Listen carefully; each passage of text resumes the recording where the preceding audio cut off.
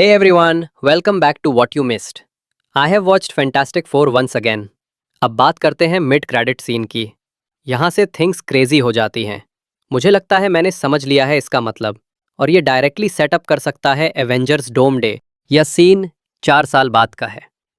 सू अपने बेटे फ्रैंकलिन को द वेरी हंग्री कैटरपिलर पढ़ाती है। किचन से वापस आती है और डेंजर सेंस करती है।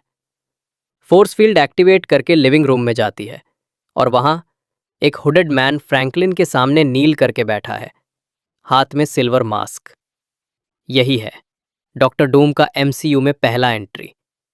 लेकिन डरने के बजाय फ्रैंकलिन डूम के फेस की तरफ हाथ बढ़ाता है। डूम काम और जेंटल दिखता है, थ्रेट नहीं। यही बड़ा सवाल उठता है, क्या रॉबर्ट डाउनी जूनियर का डूम डिस्फायर्ड फेस वाला होगा या नहीं? कॉमिक्स में डूम कभी मास्क रिमूव नहीं करता, लेकिन यहां क्लियरली किया है। डॉक्टर डूम का मास्क हमेशा उसकी प्राइड से जुड़ा रहा है। कॉमिक्स में विक्टर वॉन डूम एक एक्सपेरिमेंट के दौरान स्कार्ड हो गया था। कुछ वर्जन्स में उसका चेहरा पूरी तरह से डिसफिगर्ड दिखाया गया है, जबकि कुछ में बस एक छोटा सा मार्क। लेकिन उसकी वैनिटी ने उसे असहनीय बना दिया। कमजोर ना दिखने के लिए उसने मंक से अपनी आर्मर बनवाई और जिद की कि मास्क उसके चेहरे पर तब रखा जाए जब वो अभी भी रेड हॉट था, जिससे वो हमेशा के लिए उसकी स्किन से चिपक गया। उस पल के बाद मास्क सिर्फ प्रोटेक्शन नहीं रहा, ये उसकी ईगो और कभी वल्नरेबिलिटी ना दिखाने का सिंबल बन गया। यही वजह है कि मिड क्रेडिट सीन इतना चौंकाने वाला है।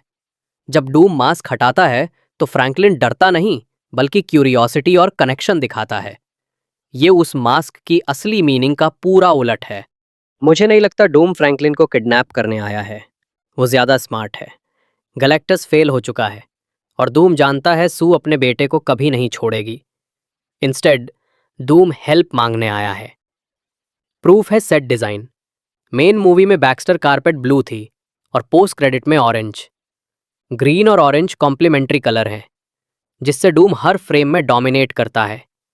मतलब डूम्सडे में डूम बहुत समय बैक्स्टर बिल्डिंग में रहेगा। तो डूम चाहता क्या है? वो वॉर्न करेगा इनकर्जन्स के बारे में। अर्थ 828 कोलाइड होने वाली है अर्थ 616 से। रीड और डूम मिलकर ये डिस्कवर करेंगे और फिर शटल से वहां ट्रैवल करेंगे। यही डायरेक्टली कनेक्ट करता है थंडरबोल्ट्स के पोस्ट क्रेडिट से। शुरुआत में डूम एली बनेगा, लेकिन उसका असली प्लान कुछ और है। डूम जानता है फ्रैंकलिन ही की है। फ्रैंकलिन ने पहले ही अपनी मॉम को रिसेक्ट किया और गैलेक्टस को डराया। डूम उस पावर का इस्तेमाल करके बैटल वर्ल्ड बनाना चाहता है। कॉमिक्स में मॉलिक्यूल मैन ने डूम को पावर दी थी, लेकिन एमसीयू में शायद फ्रैंकलिन वही रोल प्ले करे, रियलिटी को रीशेप करने वाला God making engine. Possible story ये होगी, अवेंजर्स डूम्सडे की शुरुआत में डूम इनकर्जन्स की वार्निंग देगा और फैंटास्टिक फोर को अर्थ 616 तक ले जाएगा, लेकिन वहां अपना असली प्लान रिवील करेगा। वो फ्रैंकलिन को मैनिपुलेट करेगा, अवेंजर्स और फैंटास्टिक फोर से लड़ेगा और अंत में जीत जाएगा। फिर वो बैटल वर्ल्ड बनाएगा, सबकी मेमोरीज इरेज करेगा, स्यू को अपनी ब्राइड बनाएगा और फ्रैंकलिन को अपना बेटा अडॉप्ट करेगा। रीड को वो चेन में बांध देगा ताकि वो सब कुछ हेल्पलेस होकर देखे। ये सिर्फ मल्टीवर्स स्टोरी नहीं होगी, ये पर्सनल ट्रेजेडी बनेगी। लीक्स में कॉन्सेप्ट आर्ट भी यही दिखाता है। डूम वाइट रोब्स में थ्रोन पर बैठा है, स्यू और फ्रैंकलिन उसके साथ हैं।